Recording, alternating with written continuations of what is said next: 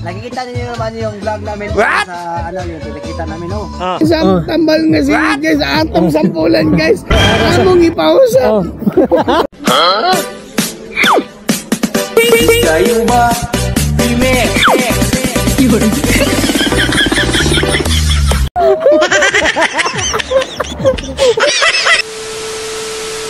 Kung gusto niyo yung pang madalian, yung hindi yung mabilisan lang yung kung ano yung gusto niyo lang yung hindi madali, nguyain nila yun. Yung baga manual lang yung pagka process.